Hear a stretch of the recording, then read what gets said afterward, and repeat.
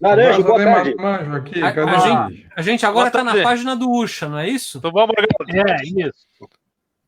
Vamos ver aqui. Ai, Jesus! Eu quero bacalhinho do Porto nesta porra!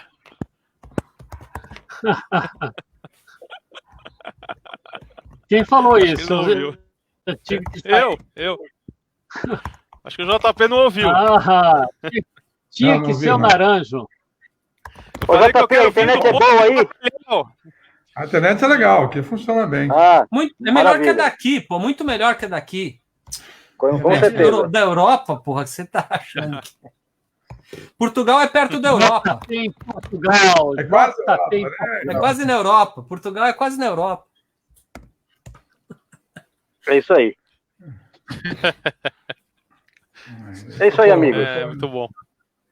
Deixa-me me ambientar. A gente já está no ar, assim? Estamos live? Já estamos no ar. Já estamos passando vergonha? Então vamos. Já estamos passando vergonha. O problema é o seguinte, não estou achando o live aqui, que as pessoas... Cadê? Vamos ver. Primeiro, deixa eu achar o link para compartilhar. Tá aqui, ó. Muito legal, estamos no ar. E... Morgado, eu tenho o teu livro, velho. Você comprou comigo no dia lá. Escreve outro, vai. Eu vou relançar esse mais bonito dessa vez. Faz o da DC agora, vai. Eu vou fazer um da Vertigo. Ficou bem legal. Aí sim, hein? Te filmei, pô, legal. Cara, eu tenho praticamente tudo da Vertigo desde que começou a sair do Brasil. Que bom. Tudo espalhado, tudo zoado, mas até metal pesado, aquelas coisas todas. Acho que é um selo que eu gosto muito, cara. Eu também. Porque o pessoal sempre fala, e o da DC vai fazer? Eu até pensei assim em fazer, mas eu acho que vai ficar muito parecido com o da Marvel, né? Porque chegou do mesmo jeito, foi publicado pela Ebal, pela Abril, então fica uma repetição. Agora, assim, o selo Vertigo é um selo legal, né? E fica um pouquinho diferente em relação da Marvel que eu fiz. Então eu tô com essa ideia aí. Ô JP, você comprou uma casa aí, é isso? Eu? Sim, eu tenho. Porra, e não convida, caralho. Ué, venha. Vou passar as férias aí. Venha, eu apareço aí na porta, meu amigo. Você é convidado de primeira hora. Opa, valeu. JP viu que o negócio ia engrossar aqui com o Bolsonaro, foi para Portugal. Imagina, não achavam que era nós, eu vim procurar aqui. Aí foram encontrar em Atibaia. Puta, coitado de Atibaia, cara. Meu Deus.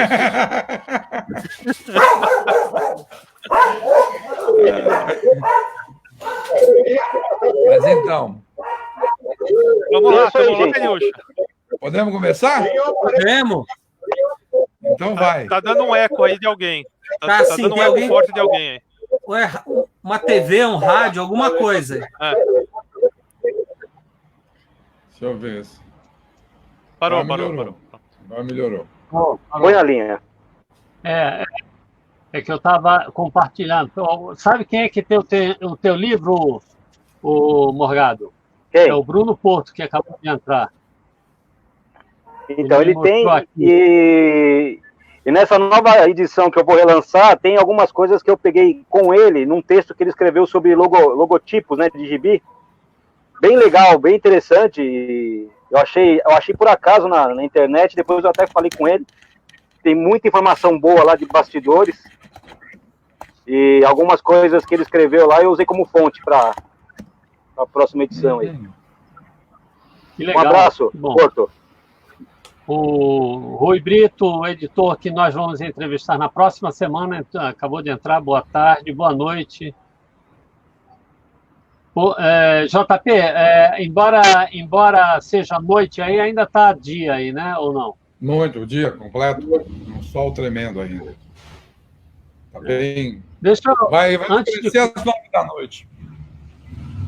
Antes do Morgado começar a falar sobre a Marvel, Deixa eu mostrar aqui dois livros maravilhosos de dois caras que são fundamentais para a história da Marvel. Esse livrão aqui, ó. Dítico.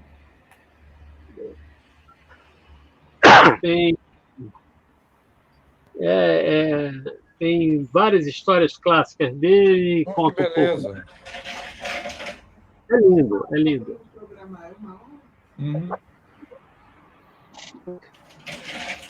Pô, muito legal. Tem um outro livro aqui que eu vou ainda tirar do plástico, vamos ver, atenção, que é este maravilhoso aqui. Esse eu tenho. Esse eu já conhecia. Eu não tenho. É um livro bem legal também. 2 libraços. Kirby para mim é o rei, né? É um coisa. O Alexandre está com o Marcelo está com problema no microfone e vira e mexe ele vai vai cair, mas ele retorna. O problema, ele já falou que já comprou um novo, e esse outro que é Simon and Kirby. Legal, todo o material da dupla. Não é HQ, né? É um livrão, né? Contando. Não, tem HQ sim. Não, mas não é só HQ, tem bastidores, tem entrevista, tem um monte de coisa aí. Só lembrando que o Joe Simon não batia com o Stan Lee, né? Por isso que ele nunca trabalhou para Marvel, né? Ele trabalhava para DC, mas ele e o Stan Lee porque ele nunca aceitou, ele é responsabilizado de Stan Lee por ter dado com a língua nos dentes sobre o trabalho que eles estavam fazendo para a concorrência. Isso. Na época da Timely. No hotelzinho, né? Então é engraçado, porque o Kirby ele começou lá na Time, ele voltou para a Marvel, fez a Marvel praticamente dos anos 60 que a gente conhece, mas o Joe Simon, que já estava meio separado dele, é verdade que no final dos anos 50 eles já não estavam mais duplando, mas ele não quis voltar para a Marvel. O bem que o Jack até perguntou, você não quer voltar? Mas ele falou assim, que não trabalhava com Stan Lee de novo, não ia querer trabalhar com Stan Lee de novo.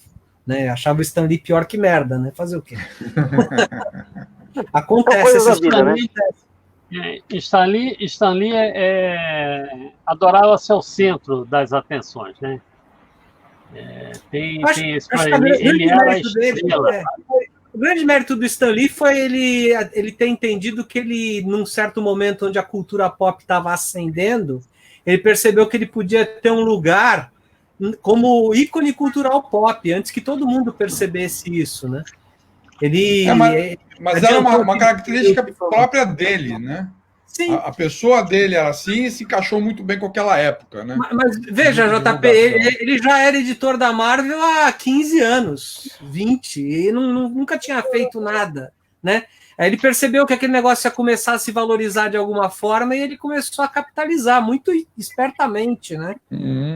Que outros caras que eram editores até mais conhecidos e mais respeitados que ele, tipo o Júlio Schwartz, a gente foi saber o nome do Júlio Schwartz nos anos 70. Muito tarde, claro. Só muito tarde. E do Stan Lee, desde o começo dos anos 60, a gente já sabia que ele era o cara da Marvel. Aliás, todo mundo achava que tudo era dele. Era criado dele. Exatamente. Durante muito tempo era assim, né? Ele sacou isso. Ele foi, inclusive, creditado como os criadores do Capitão América. Outro bode do Joe Simon, recentes, né? Exatamente. Mas é normal, né? Isso... muito ego junto, é até normal. Mas, enfim. Eu vou mostrar aqui... Só para ilustrar isso daí que vocês estão falando, ó, ele aparece numa história em quadrinho. Essa série eu acho terrível. What If. Tudo é What If em história em quadrinho, mas tudo bem. Ele aparece aqui como um dos membros fantástico. E da redação. E o Jack Kirby é o Coisa. Então, uma história em que a turma da Marvel aparece... poderes. E quem tá fazendo o papel de moça invisível aí, ela não é conhecida da gente, mas é muito conhecida nos Estados Unidos, que é a Flo Steinberg, né? Porque ela era quem recebia os fãs, na verdade, né? Exatamente. Ela era a pessoa que recebia os fãs. Isso. Então... É isso daí. Muito legal isso. Muito legal. Eu estava conversando com o Ucha, uma pergunta de um rapaz no post de ontem, perguntando por que 80 anos da Marvel, né? É que no Brasil a gente tem duas datas. A gente comemora a fase Timely, né? Desde os primórdios, enfim, e a Era Ebal, né? Que foi o universo Marvel. Então a gente comemora a Timely, aí pode comemorar, e comemora o lançamento da Ebal, né? O Capitão Z, o Super X e o Álbum Gigante, né? Que inaugurou a Era Marvel, né? O Namor, ele foi publicado em 40 aqui no então, Gibi, não foi isso? Eu não tenho a revista, de repente o Tony deve até ter. É o Gibi mensal número 142. Eu fiz um print só da capa. Não tem. Que é essa aqui, ó. Tem, Tony? Não tem. Essa daí quem tem é aqueles caras, tipo o Franhan tinha, né? Outros colecionadores mais que gostavam de material mais antigos, né? Eu sou também, mas essa fase particularmente eu não me interesso tanto, sabe? Eu confesso que assim, né, na minha coleção é dos anos final dos anos 50 para frente, é da Ebal mesmo, né? Assim, essa fase tipo Globo Juvenil, suplemento juvenil, tem alguma coisa, mas não. E não se encontrava tanto, né? Quando eu fazia caça de edições em sebos em São Paulo, nos anos 70, o que se encontrava muita coisa da Marvel dos anos 50 e anos 60, mas o material mais antigo já não se via mais. Então, eu tive que fazer isso porque eu comecei a colecionar e a ler Marvel tardiamente, né? Eu fui um dos garotos que foi algumas vezes em posto Shell para receber as revistas daquela iniciativa da Ebal com os postos Shells e as televisões aqui em São Paulo, a Bandeirantes e no Rio a Globo, né? O super-herói, o clube de super-heróis Marvel, Clube Marvel. Mas eu não gostei muito do material. Eu tinha 7 anos, né? 67, eu tinha 7 anos e meio. Foi junho ou julho de 67. E eram histórias em quadrinhos um pouco mais maduras do que eu, né? Eram histórias mais para garotos com 10, 11 anos de idade. A diferença de 7 anos de idade não agradava nem um pouco. E uma coisa que também eu desgostei bastante foram as histórias continuarem, já terem começado também. Porque, na verdade, as histórias da DC Comics elas já vinham prontas, né? Você lia várias histórias fechadas, de começo, meio e fim, era mais do que tudo que você queria. Eu acho que uma das coisas, e você vê que coisa, né? Porque assim, sabendo a história depois, na verdade, as histórias em continuação da Marvel, nem a DC fazia, né? Na verdade, lá nos Estados Unidos. Fazia, que foi uma contingência da distribuição, que o Stan Lee acabou ficando com muito poucas revistas, só podia pôr 8 todos os meses na distribuição, por uma história comprida, que eu não vou contar agora. Então ele criou essas revistas que era metade do Homem de Ferro, metade do Capitão América, metade do Namor, metade do Hulk. E as histórias tinham que ser em continuação. E aí deu o que a gente sabe que é o maldito para minha geração, para nossa, né? O continua no próximo número, que era uma bosta. Né? Todo mundo achava um mês inteiro era muito ruim. Era uma merda. E para mim, assim, eu comecei a colecionar quadrinhos mesmo. Eu comprava, mas eu comecei a colecionar quadrinhos mesmo com 11 anos, né? Aí eu saí atrás e fui completando. E a Marvel, eu só fui me interessar mesmo em 72, 73, com o Homem-Aranha. E eu li, a primeira coisa que eu li do Homem-Aranha foi uma cacetada, foi a morte da Gwen Stacy. Quer dizer, eu já comecei usando uma gíria do tempo, na crista Essa história, por sinal, é uma das primeiras, que hoje é uma modinha, né? Mas eu acho que foi a primeira história a ter o título no final. Que eles dizem, só agora revelamos esse título, né? Para não estragar a história. A noite em que Gwen Stacy morreu. Morreu, né? Exatamente. É o último quadro. E para mim foi uma barbaridade, porque quando eu li essa revista, eu recebi essa revista de um amigo meu, cujo tio ou um parente trabalhava na Quinalha, e a revista vinha com o bico cortado, porque revistas que voltavam do Nordeste, para comprovar que elas não tinham sido vendidas, elas voltavam com um bico cortado, e a revista que eu tenho, saí atrás do Homem-Aranha, comprei absolutamente tudo, as revistas. A revista do Homem-Aranha na Ibal era sensacional, vinha com 3 histórias do Aranha, de material muito bom. E eu devo ter completado essa coleção do Homem-Aranha em 6 meses, para você ver como tinha bastante material em sebo. Só que, para meu azar, 2 edições depois dessa história da Gwen Stacy, eu estava com fome desse material, querendo a sequência. A Ebal cometeu uma das coisas mais trágicas da minha história de quadrinhos. Ela empatou com a publicação americana, e aí ficou 5 meses sem publicar material inédito, só republicando material antigo. Porra, meu, você acha isso grave, JP? Lembra que no número 70 a história acaba em continuação, e a gente só foi ver a história na RGE 10 anos depois. Né? Como é que aquela porra acabou 10 anos depois? Mas você sabe que isso foi uma das minhas motivações para começar a comprar mais quadrinhos importados. Né? Mas era uma época também que a Siciliano só estava trazendo o gibi da DC Comics. E eu já estava numa fase pós-DC Comics, né? Era coisa de criancinha. E era o que vinha, né?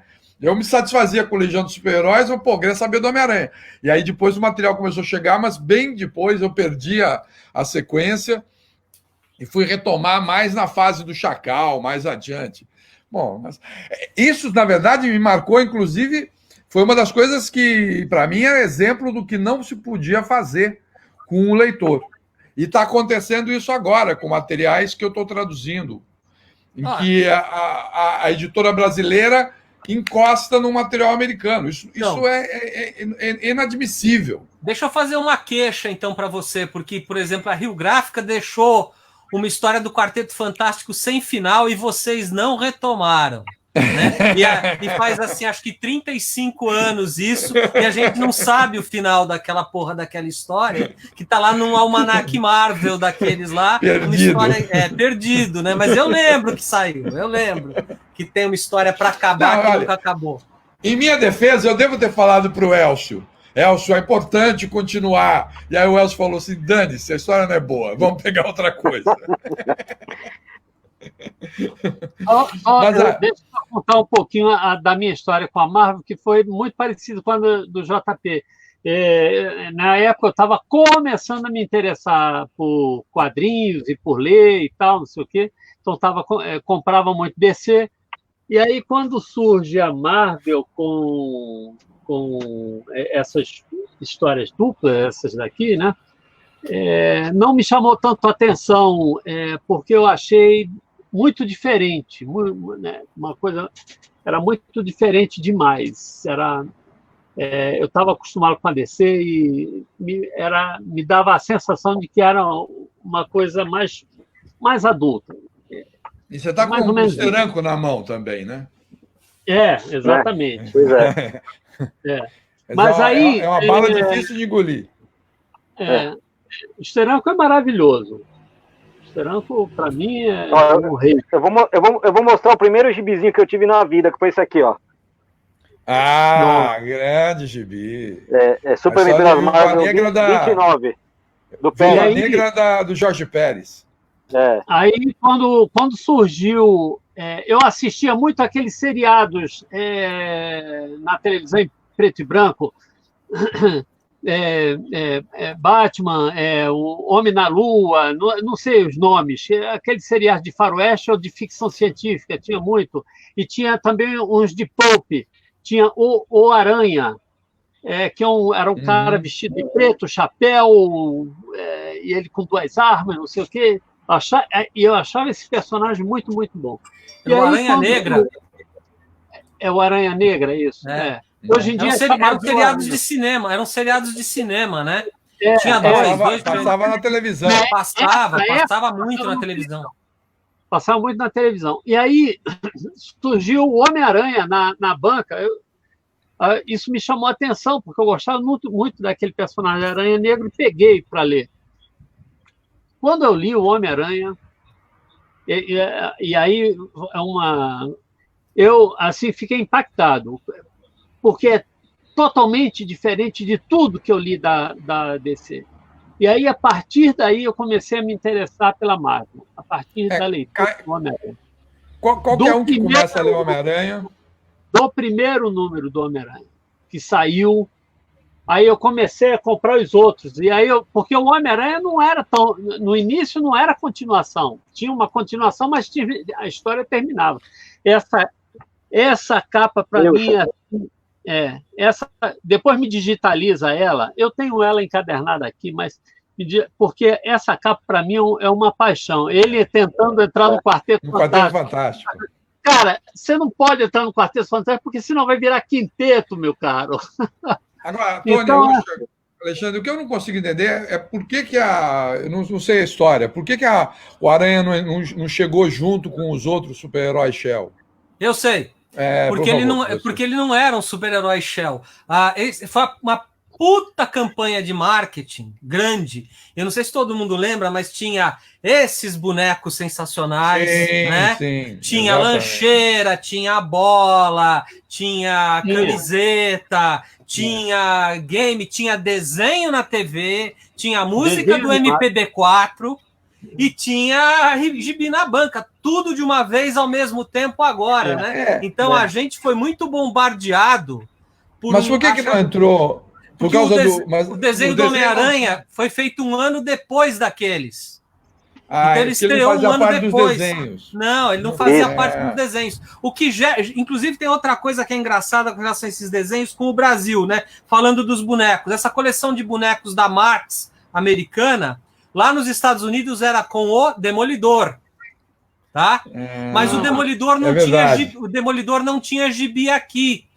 E não tinha desenho do Demolidor na TV. Então, aqui para o Brasil, a Atma fez o Namor.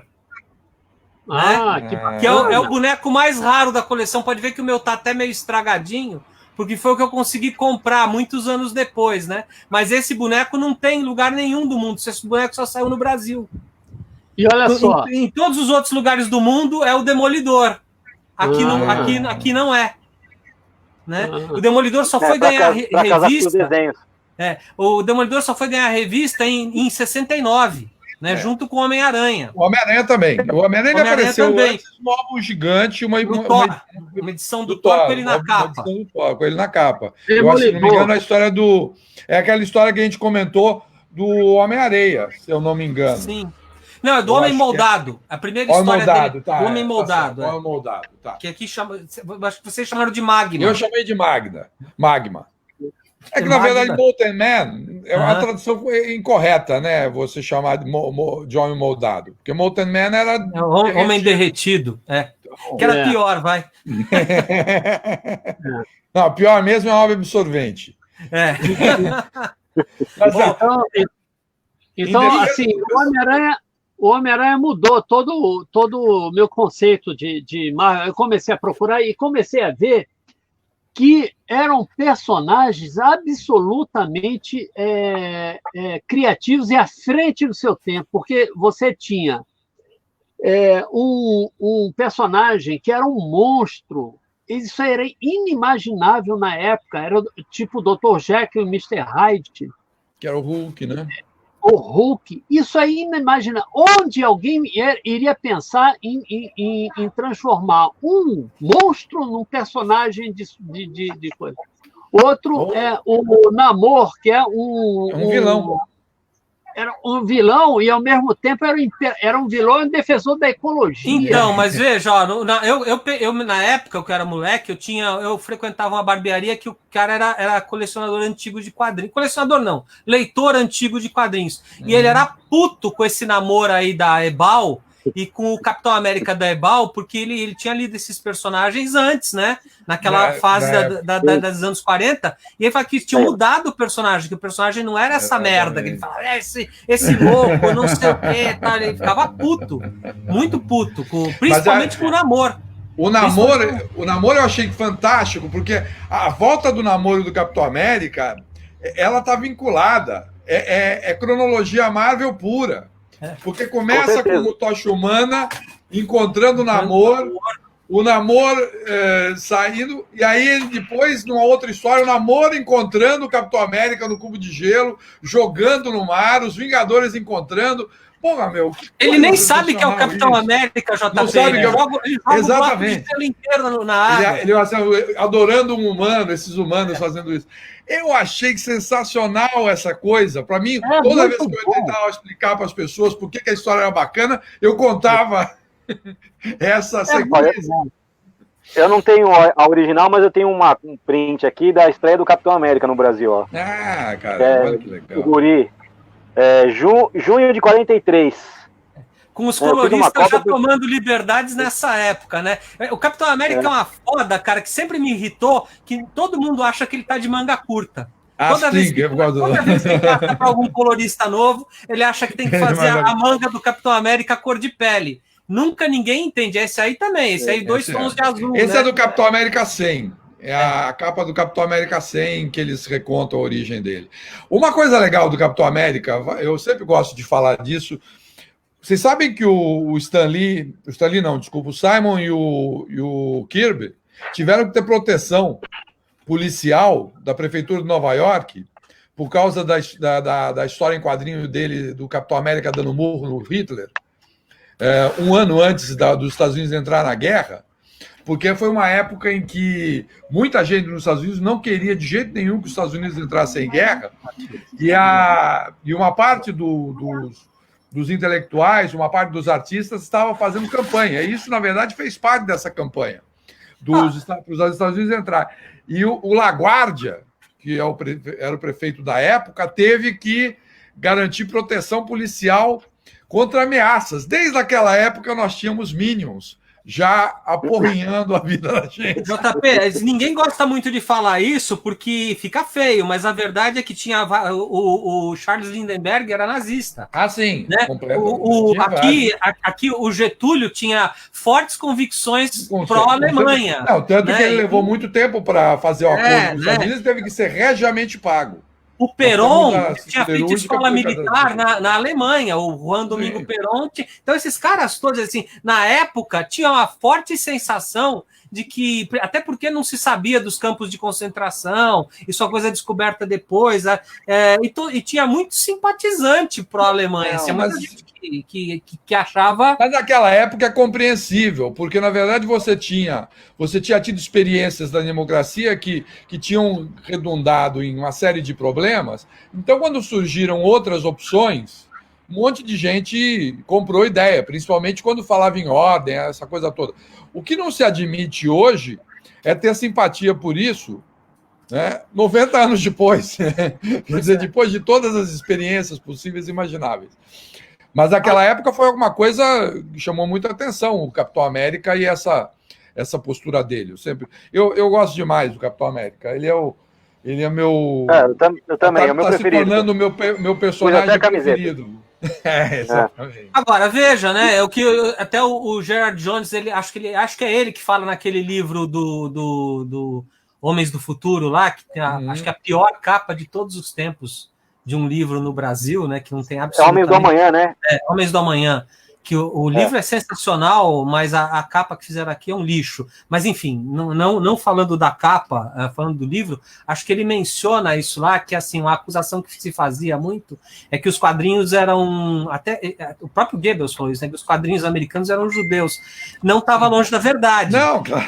Eles eram todos judeus, a sua maioria, né? Sim, o Kirby, o Stan Lee, deles, né? O Will Eisner, você vai olhar, é difícil você achar um não-judeu ali, né? E entre os editores também.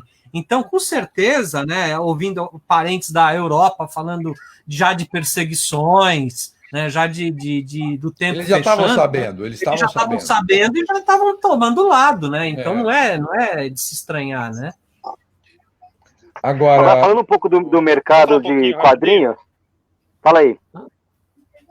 Eu queria que o Alexandre falasse um pouco, porque nós estamos falando de 80 anos da Marvel, e a Marvel fez 81 anos, se não me engano, está fazendo 81 anos agora. Quer dizer, a Marvel começou no Brasil tipo um ano depois que surgiu isso lá.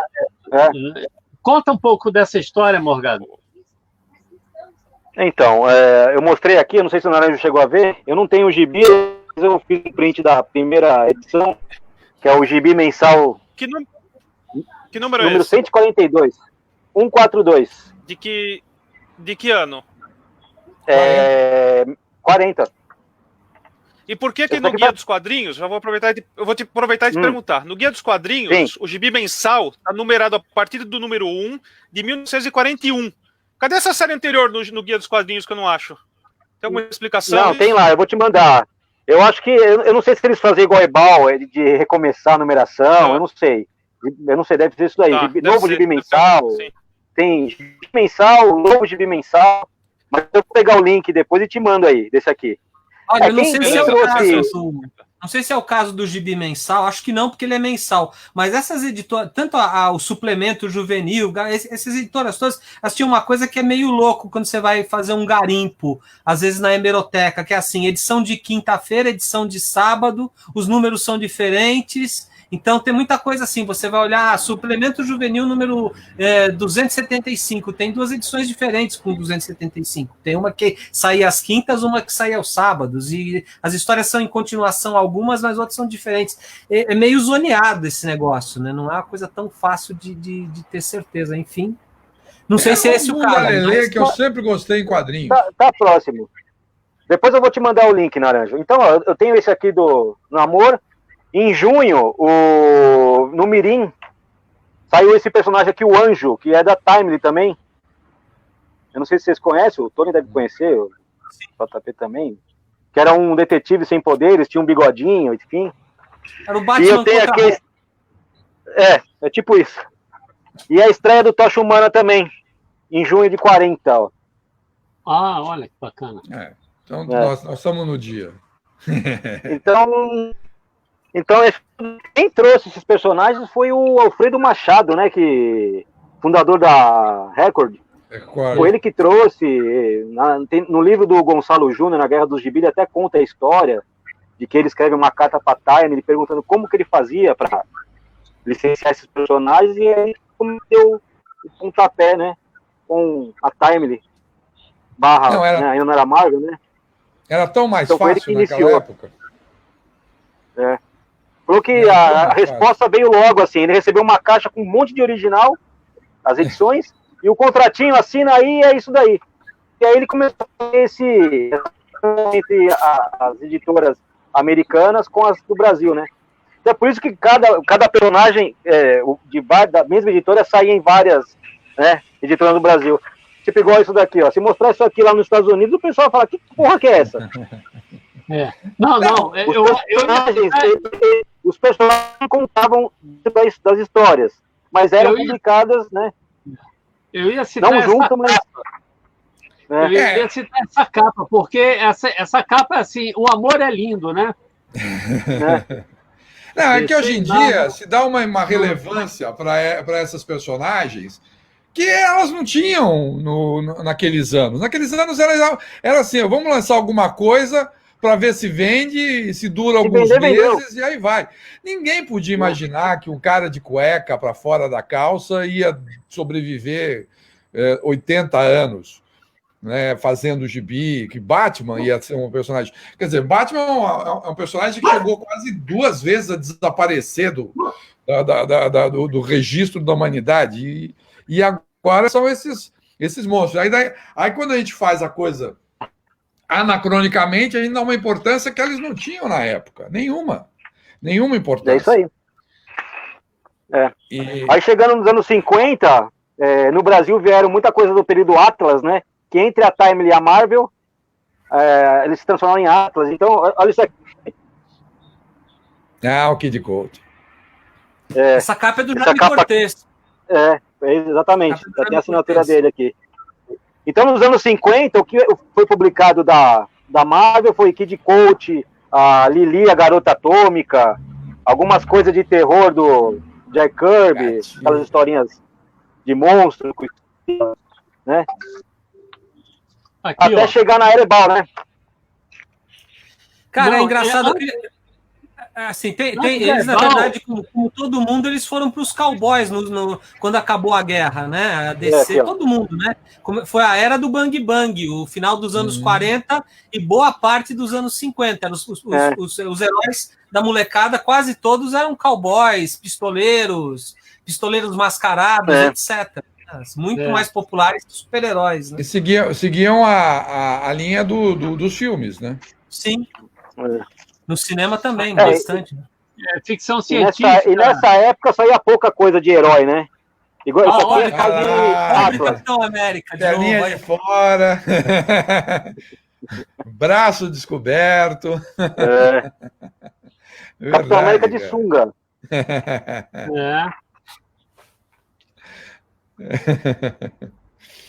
Agora. Aqui, gatilho. A capa. Mas isso daqui, ó. Isso é Marvel, né? Totalmente Marvel. Estou mostrando correto? Sim. Totalmente Marvel.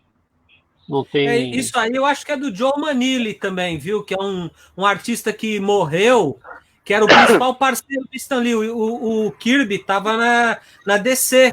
E esse cara era para ter sido o cara que ia fazer a Marvel, na verdade, né? Mas ele morreu num acidente no metrô. Ele foi passar dizem, né? Que ele foi passar de um vagão para o outro, escorregou e caiu nos trilhos. Né? E morreu.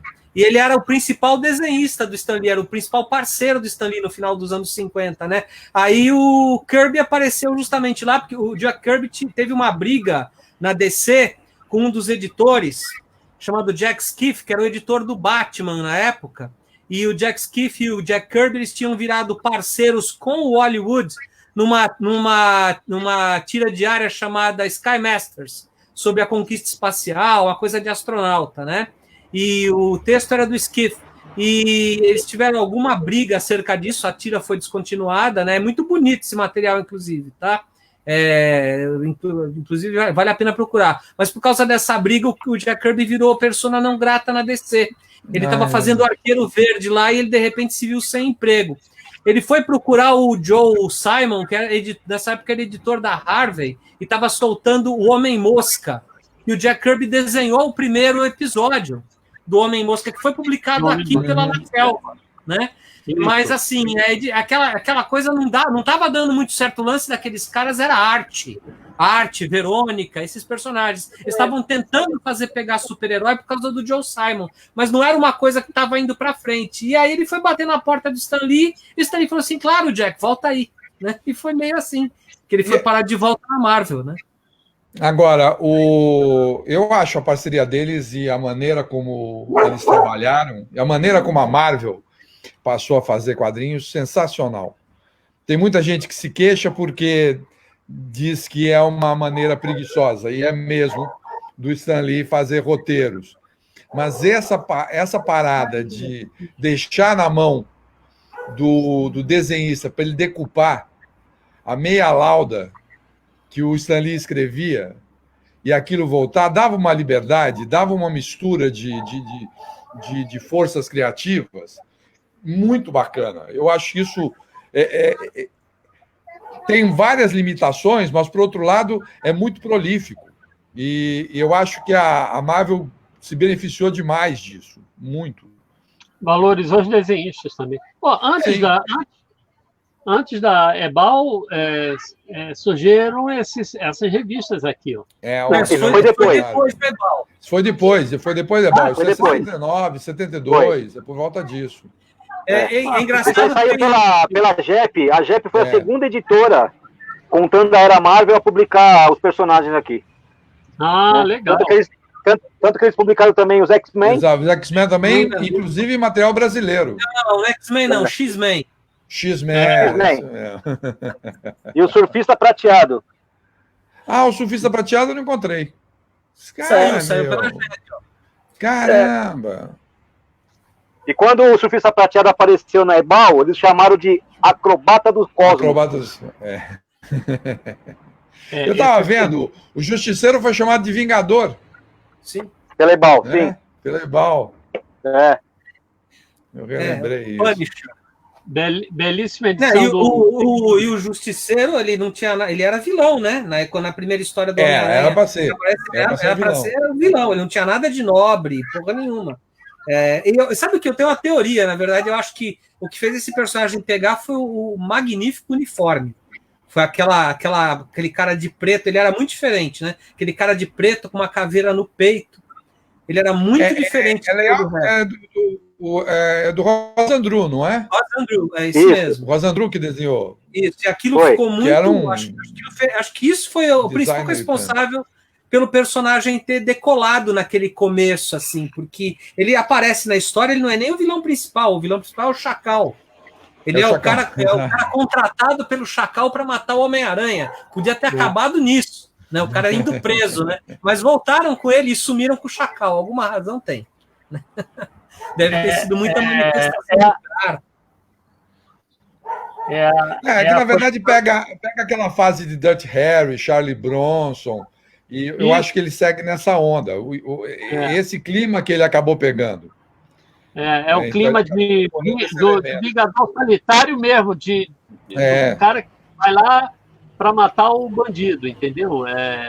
Sem chance. O que é E o nome Punisher, quem deu foi o Stan Lee, né? Foi o Stan Lee que criou o nome. Ok. Eu nem sabia, eu não me lembrava. Eu também não sabia, mas não é ele que deu a sugestão. Ele criou a sugestão pro Liu Wayne. Ele deve ter visto o personagem só depois, né? Nessa fase, sim, acho que ele já não estava mais atuando. Já era bem uma coisa do Roy Thomas e Gary Conway. Não, tanto que ele só ficou sabendo da morte da Gwen quando ela estava já estava incinerada.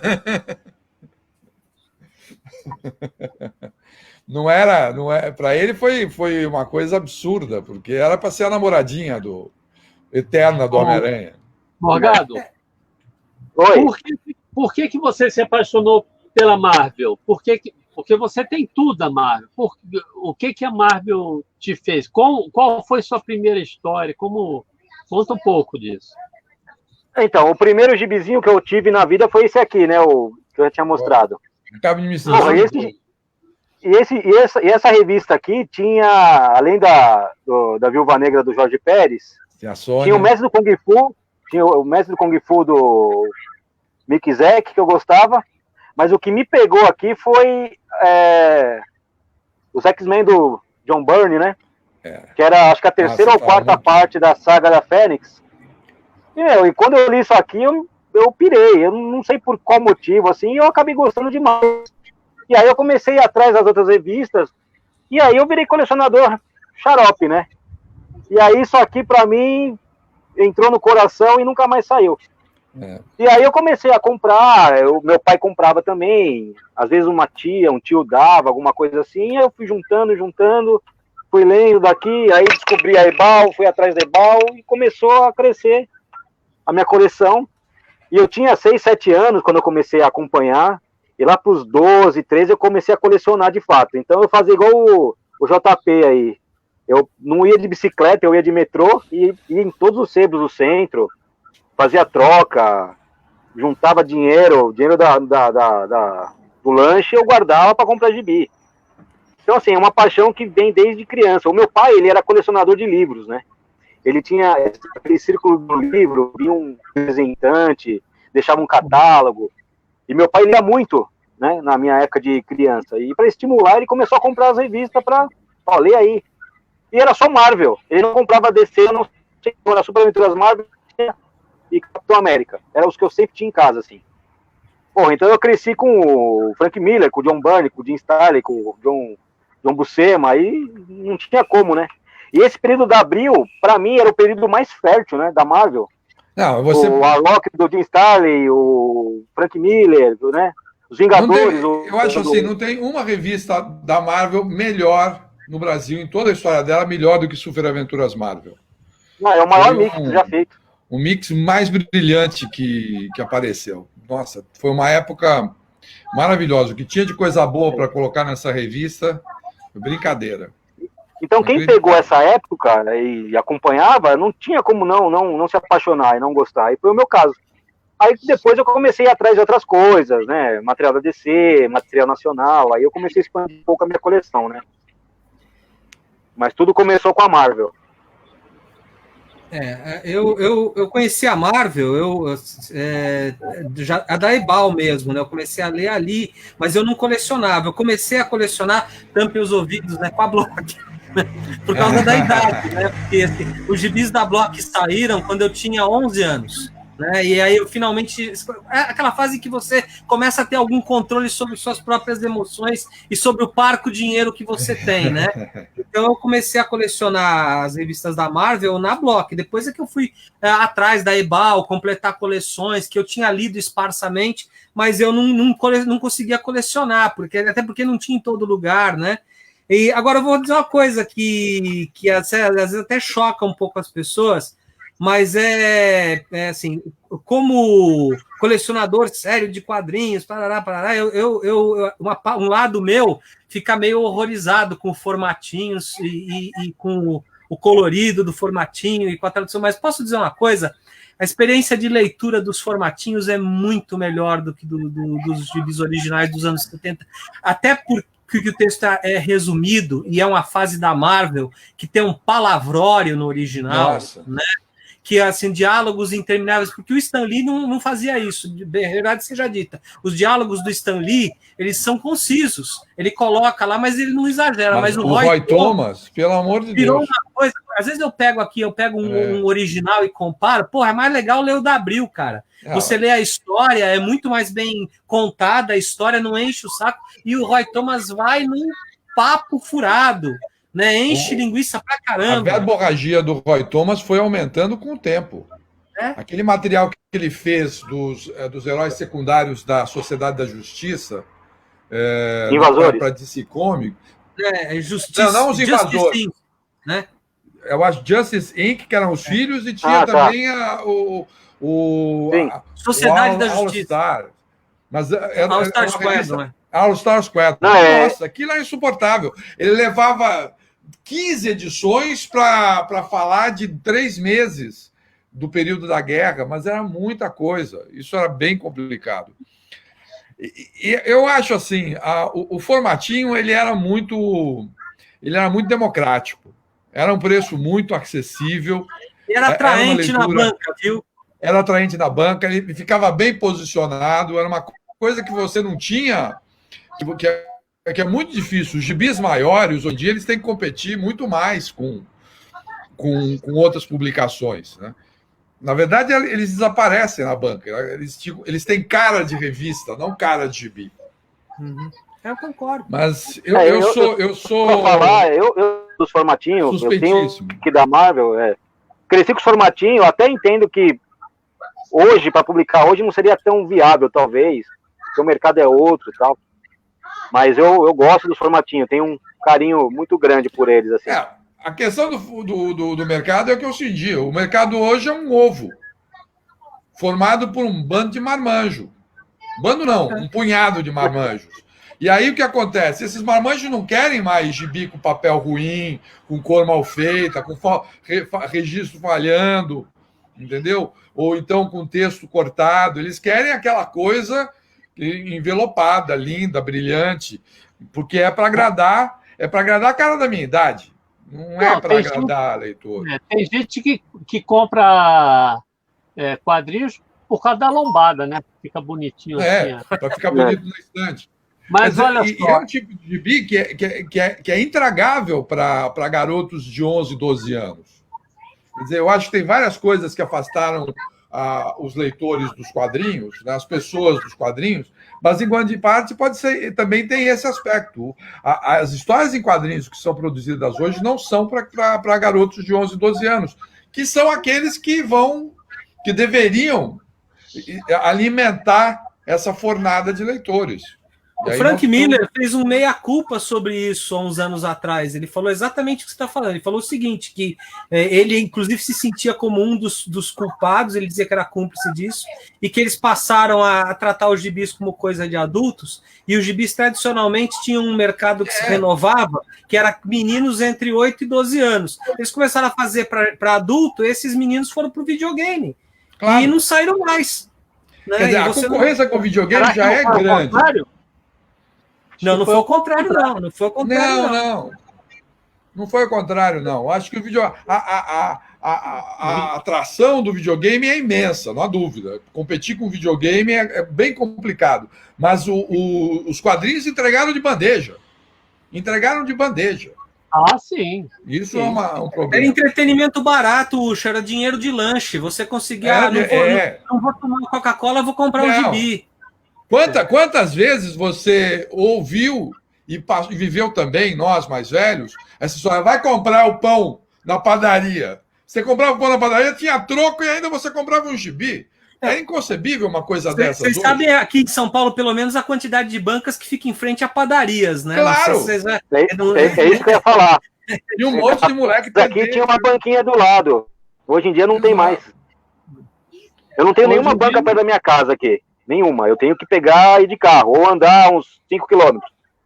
Hoje em dia não tem quase revista em quadrinho na banca. Não, virou um lugar de vender cigarro, banca de jornal, né? Para quem ainda fuma. Vender cigarro, Gatorade, bugiganga chinesa, carrinho, não sei o quê. E assim, quadrinhos precisa de muita produção. Eu acho que é é importantíssimo haver quadrinhos autorais, mas quadrinho autoral não sustenta mercado. Quadrinhos é um tipo de arte, de entretenimento que precisa de muita produção e precisa que muito lixo seja publicado. Porque no meio desse lixo alguma coisa boa vai aparecer. Você vai testando e hoje você testa uma coisa, fica uma porcaria, no mês que vem você acerta, no outro você erra de novo, mas isso é obrigatório. E esse balão de ensaio a gente não tem hoje em dia com quadrinhos, né? Então a gente fica dependendo muito de algumas pessoas brilhantes fazendo um pouquinho de quadrinhos aqui e acolá. É uma pena, sabe? Muito do que do melhor do quadrinho surgiu no meio de muita porcaria, né? Claro, todo mundo aqui, se a gente fala, mas assim, todo mundo aqui, ninguém lembra desses, né? Mas a gente leu muita história de desenhista tipo Herbie Trimp, tipo Don Heck, que nem eram assim, os mais legais, não eram os mais legais da Marvel, mas as histórias entretinham. Você lia numa boa, o Homem de Ferro do Don Heck, gostava. E fazia parte do cenário, era uma coisa que compunha. Né? E você até descontava a qualidade da arte, a qualidade do papel, inclusive você dava um desconto para o formatinho, para as cores apagadas, às vezes, que acontecia, porque o que se errava na gráfica com quadrinhos na Abril era barbaridade, né? A gráfica da Abril era uma das melhores do mundo, mas tratava quadrinhos como se fosse o enteado mais detestável da bruxa malvada, né? Abril particularmente, não sei se você se deu conta disso alguma vez, Abril tinha um cor-de-rosa específico, né? Que toda vez que tinham que fazer algum cenário chapado era aquela porra daquele cor-de-rosa. Podia ser um céu, o cara o Tocha Humana voando, o colorista não fazia azul o céu, fazia aquele cor-de-rosa. Isso no começo, assim, dos quadrinhos, né? Acho que era meio isso aí mesmo. Deixa eu ver se eu acho um rosa aqui. Era muito comum. Não, e aí, sem olhar, é isso aí, ó.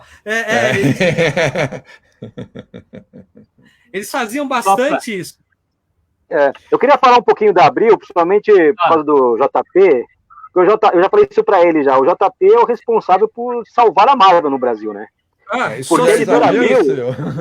Porque quando a Abril assumiu a Marvel, se você parar para pensar, foi a quarta editora em 12 anos, contando a Ebal.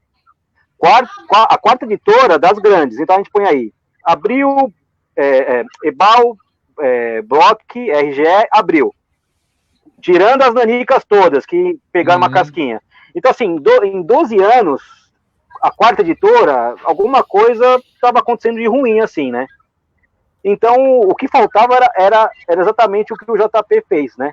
Pegar as histórias certas... faltava alguém como o JP que lia a porra das histórias. Sabia do que se tratava. Sabia do que se tratava, porque nas outras editoras ninguém lia. O cara, ninguém lia. Assim, exatamente. É famosa a história lá do álbum gigante número 3, do Thor, que a história acaba, não continua no próximo número e volta no número 20. A continuação, porque o cara que programava aquilo não lia, e ele não sabia que a história tinha ficado pendurada. E ficou mais de um ano pendurada. Então, porque ninguém lia.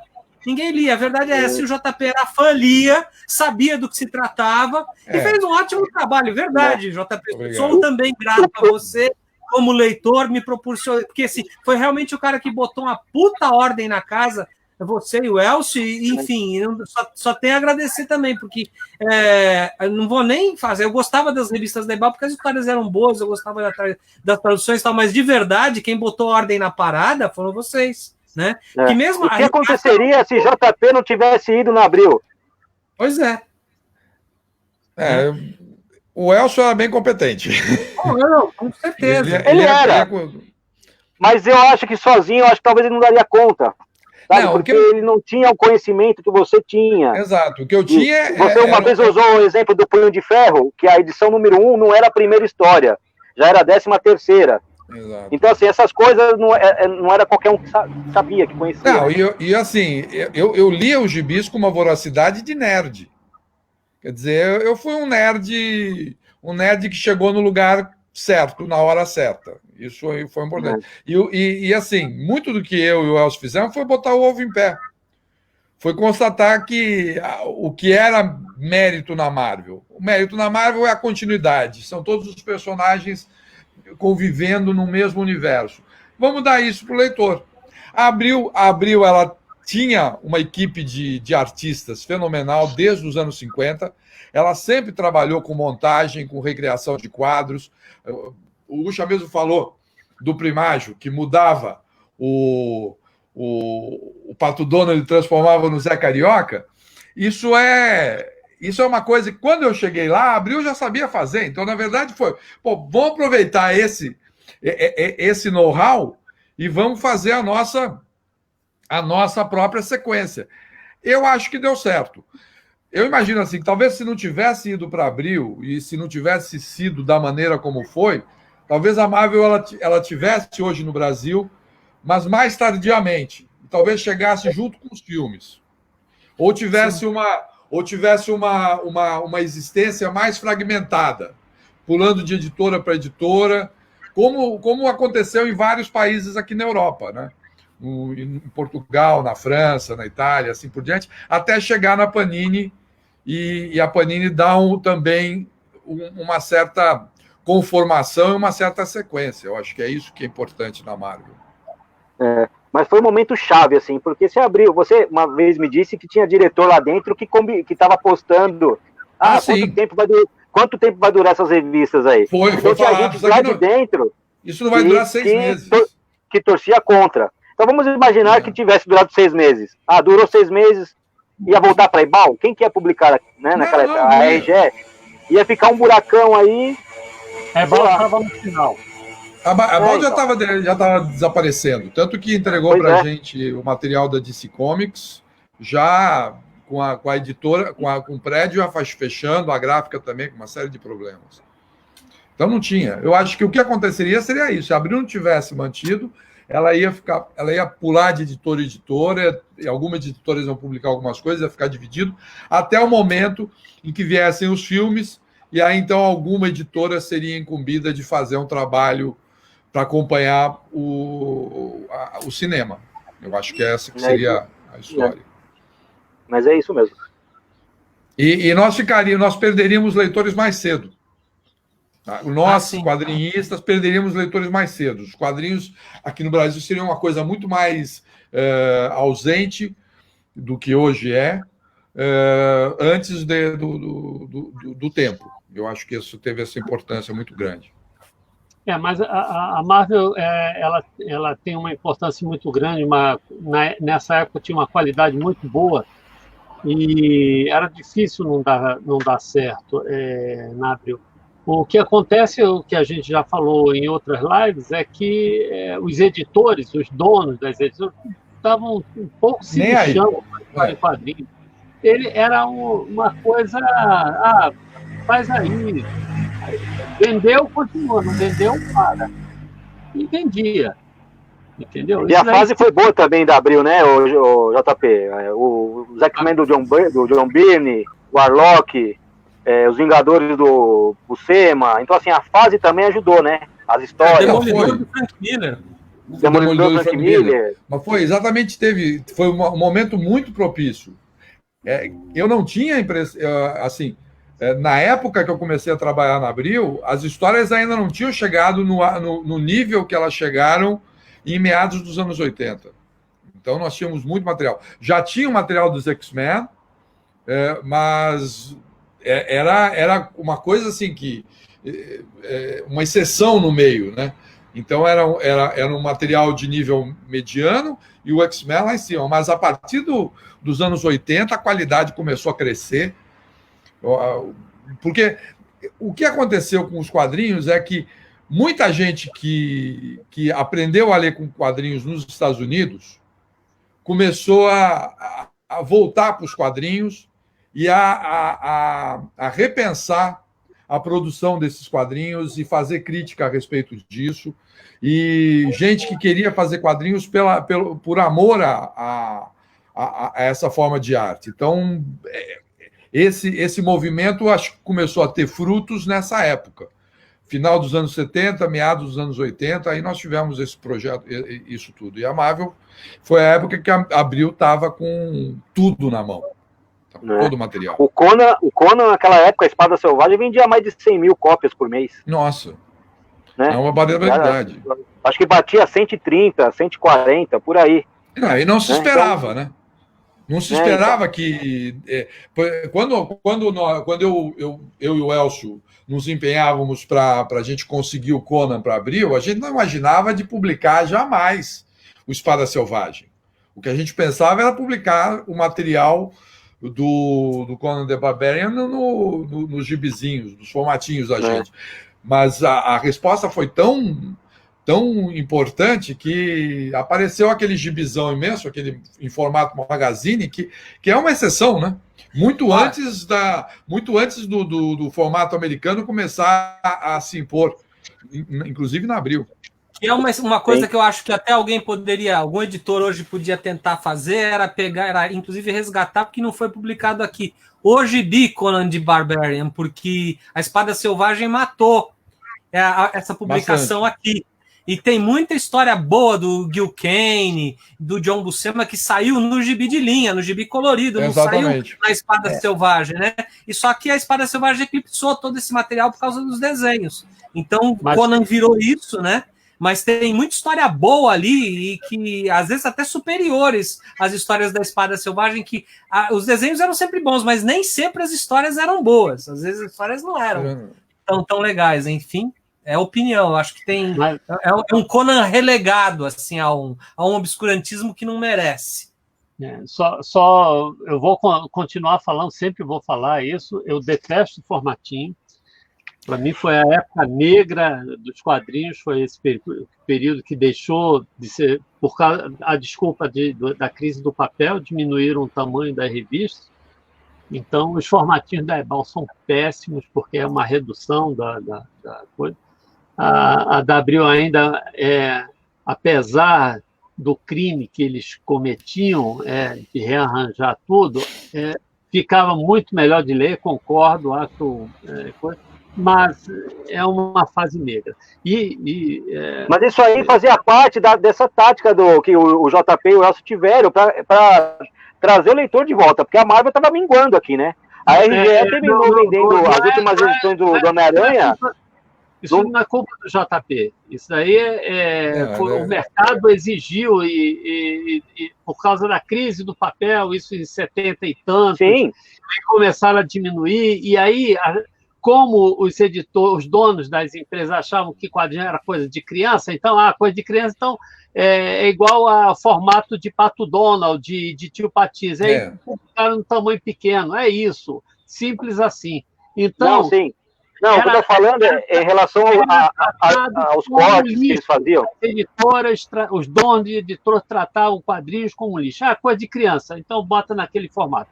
E aí tem o JP que começa a trabalhar algumas coisas e trazer coisas em formato maiores, começar a lançar graphic novel ou a série graphic novel em formato de magazine, começou a tentar furar esse bloqueio Sim. de só publicar coisa pequenininha, exatamente, Calibuda. Então tem algum...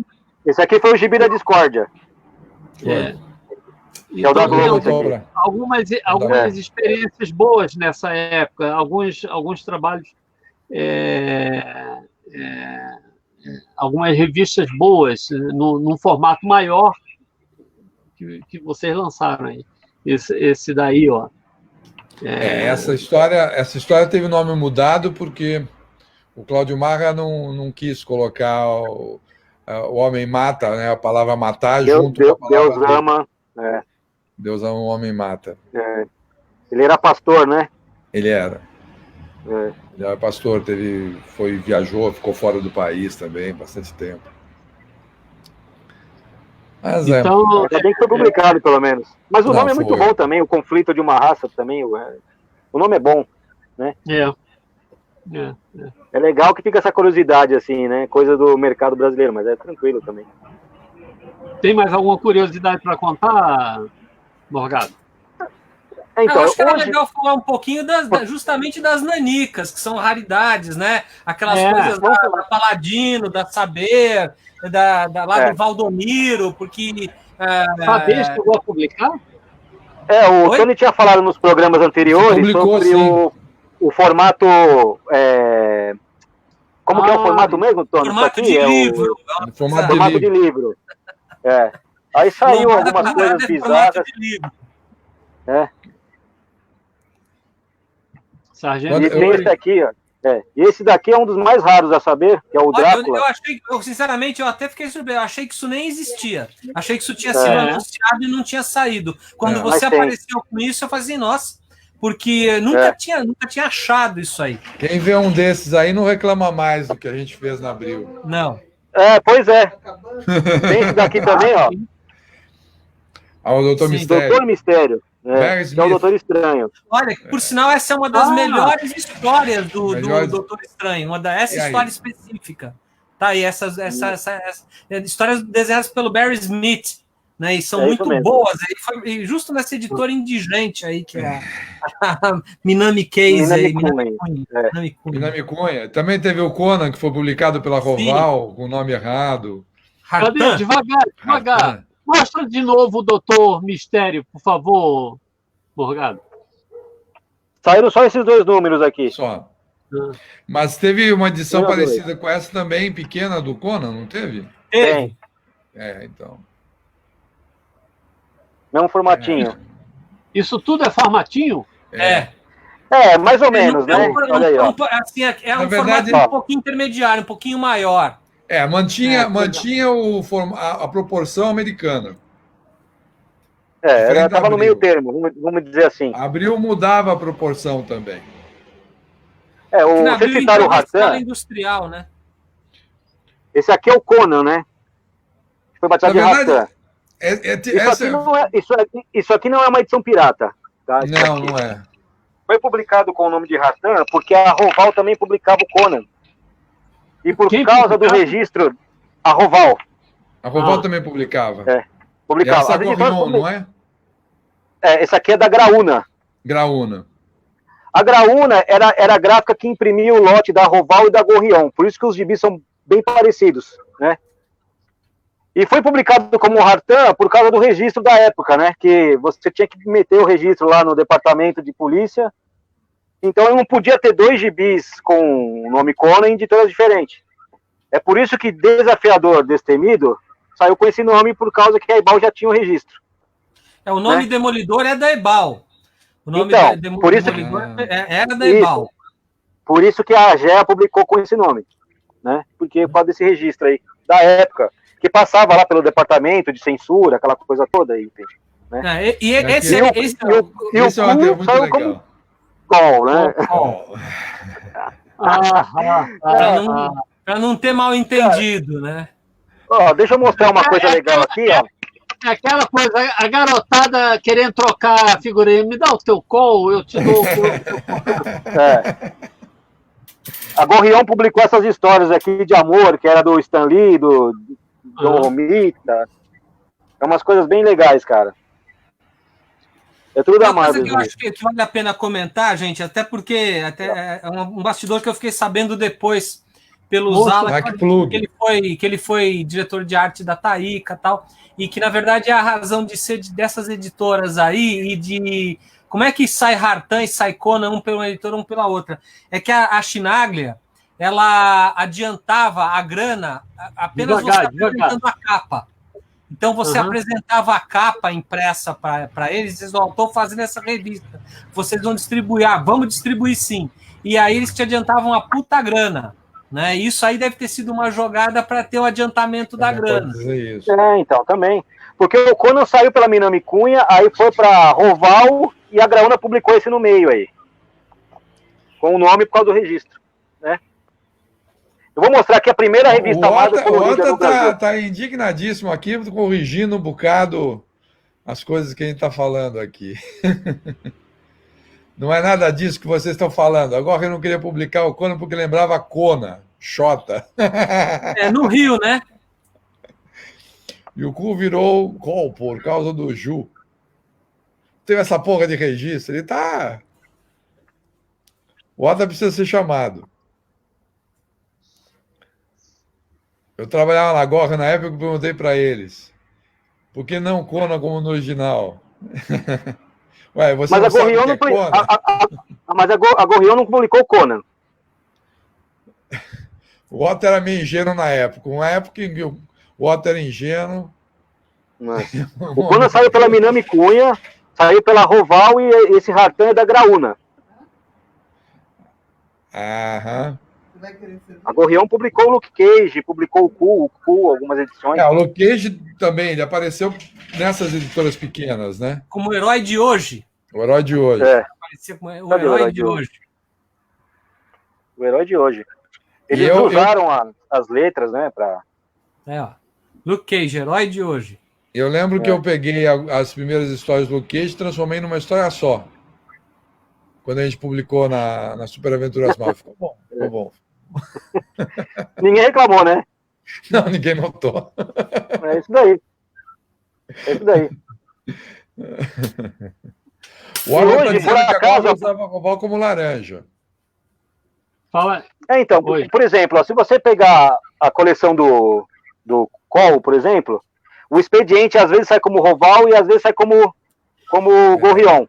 Isso era tudo uma picaretagem só. O outro eram todas picaretas. A Roval, a Samambaia, a Cultos, eram toda a mesma turma.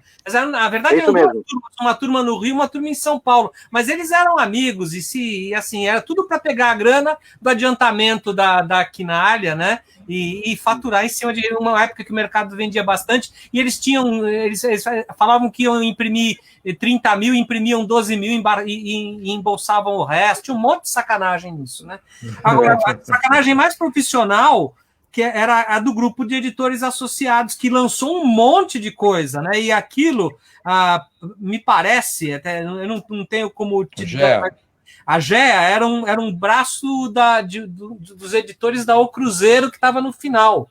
A editora do Cruzeiro estava para acabar e os caras tentaram isso aí, lançaram um porrilhão de revista com personagens que já tinham saído, né? Os da Marvel todos aí, e também Jim das Selvas, Príncipe Valente. A revista que durou mais durou 5 números. Nunca nenhuma revista. E assim, não foi nenhuma da Marvel que durou 5 números. Acho que não, essas da Marvel duravam 1 ou 2 números. O máximo foi 3. 3. Mas assim, Jim das Selvas e Cisco Kid duraram até o número 5.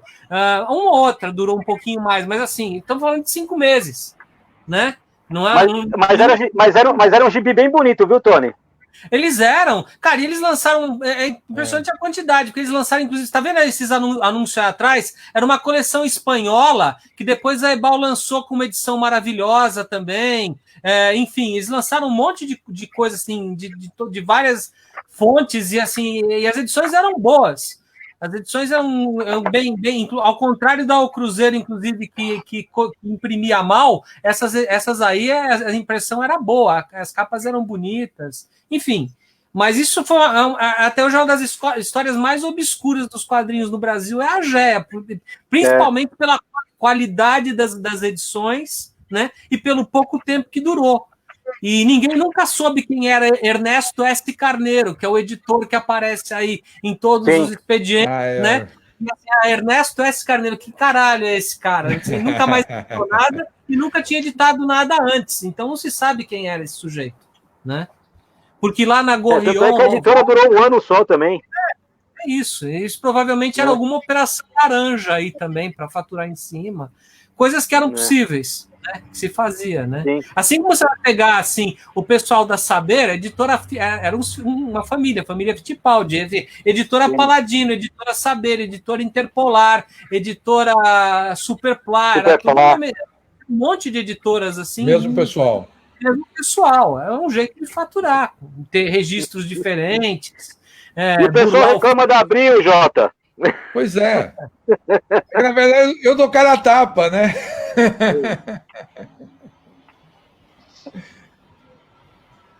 Esse belo almanaque do Homem-Aranha aí. E esse é cor, não é? Esse é cor. É um almanaque. O material do Homem-Aranha em cores era do Marvel Team Up.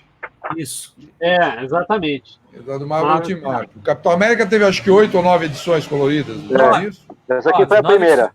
É engraçado, né? Como o Capitão América e o Homem-Aranha foram os dois personagens que mais vendiam da Ebal. Tanto foram os últimos a ter edições coloridas. Foram os únicos a ter edições coloridas, inclusive.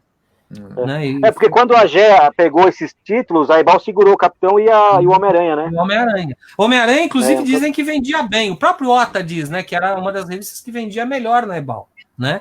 E deve ser verdade. Inclusive porque também era uma grande fase, né? Eles pegaram essa que o JP começou a ler, etc. Né? Eles pegaram realmente a melhor fase do Homem-Aranha aí saindo, né?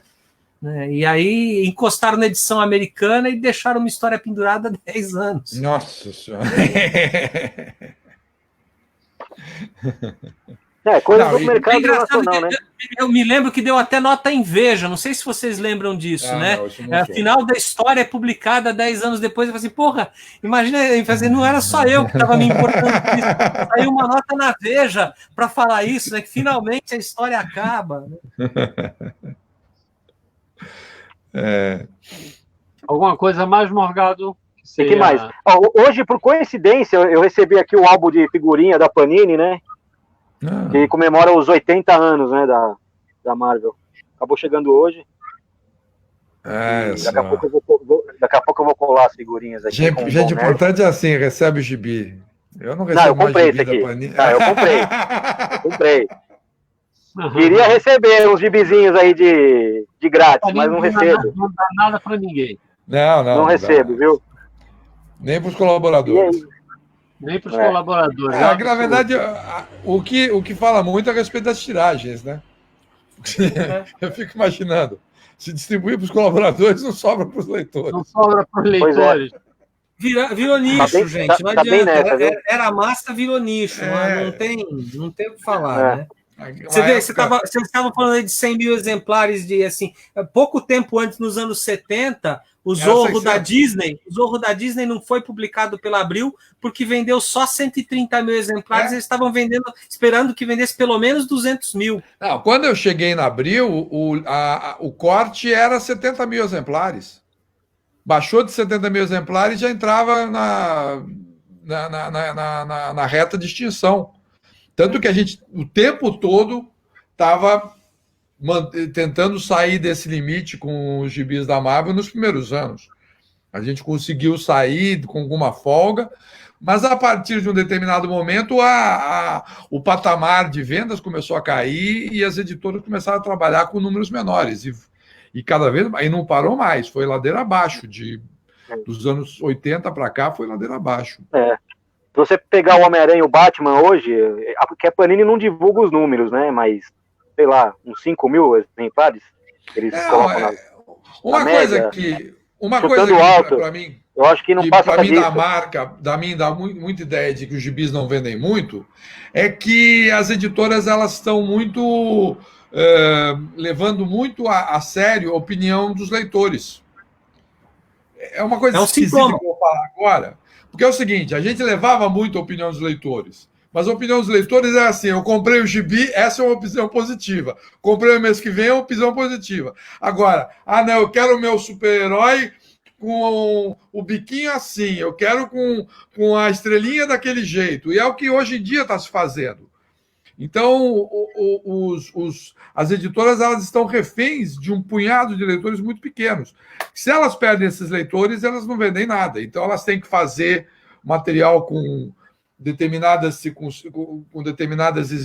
atendendo determinadas exigências, que não, por isso que falar o mercado hoje mudou, o leitor é mais exigente. Infelizmente, o punhadinho de leitores que nós temos é muito, muito exigente, muito chato. É porque virou um punhadinho de leitores fiéis, nós, inclusive, né, JB? Porque antes o leitor casual sumiu, e ele era a maioria. Era o leitor que lia no ponto de ônibus, na fila do banco. E é isso. Esse sumiu, desapareceu, não tem mais. Né? Aqui está falando, o Viegas está falando Novo Universo Marvel, foi o fracasso de vendas aqui também. Não vendeu muito bem. Não teve uma venda boa. Eu não tenho noção e nem lembrança dos números, mas não era um gibi que vendia bem.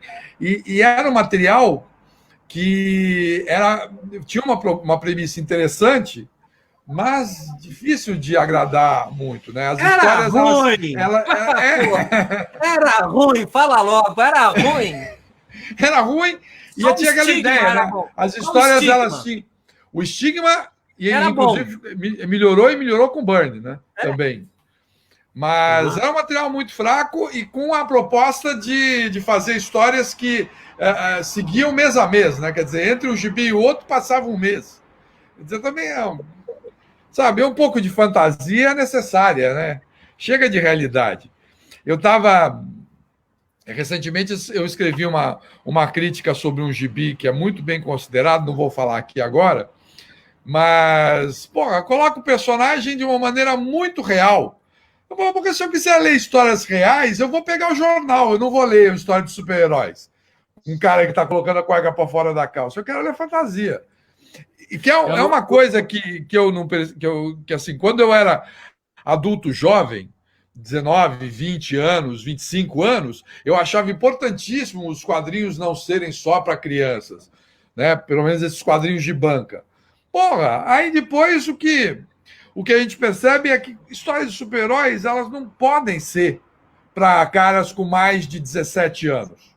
Feitas para caras com mais de 17 anos. O Ota tá falando a verdade aí, o leitor não tem que querer. É isso. Claro, pô. O Rodrigo falou que todo mundo que ele conhece é fã desse universo Marvel, novo universo Marvel. Então é porque ele não conhece a gente. Senão, não sei. Ele acabou de conhecer pelo menos duas aqui. Não sei se o uma coisa boa do universo Marvel é que eu não precisei programar. A coisa boa do universo Marvel é que acabou, não durou nada. E pior que foi idealizado pelo Jim Shooter, né?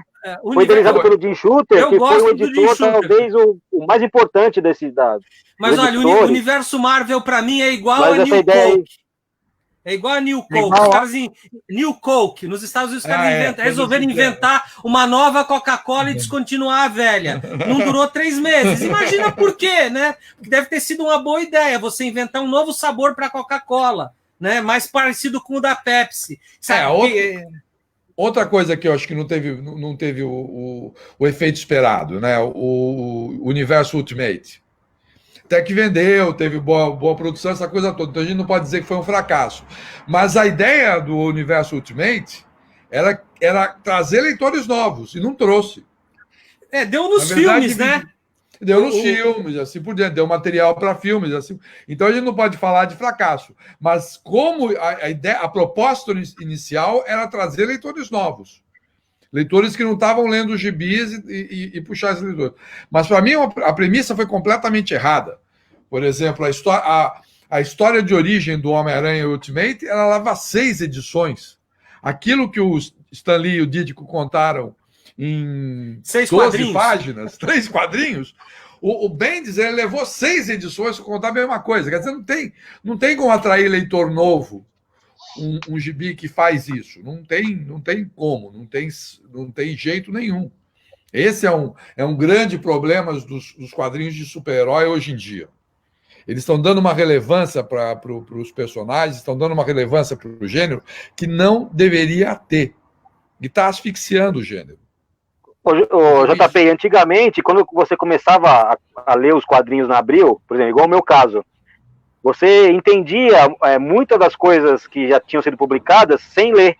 Exato. Porque sempre tinha uma lembrancinha, alguma coisa, alguma notinha, falou, isso aconteceu... A recapitulação no meio da história, a recapitulação era no meio da história. Então você entendia. Por exemplo, eu só fui ler a morte da Gwen Stacy quando foi publicado na Teia do Aranha. Eu nunca tinha lido até então, porque a Abril não tinha republicado, eu não tinha a edição da Ebal e só fui ler tempos depois. Mas eu sabia que tinha uma namorada que tinha sido assassinada pelo Duende Verde, blá blá blá, você sabia. Porque dentro das histórias você aprendia coisas antigas. Uma coisa e hoje em dia não tem mais isso. Não tem, porque na verdade não tem recapitulação nenhuma. Porque como as histórias elas são feitas para depois serem juntadas num paperback, num livro de capa acartonada, assim por diante, eles não colocam mais recapitulações. Então, o que tem é um resumo escrito.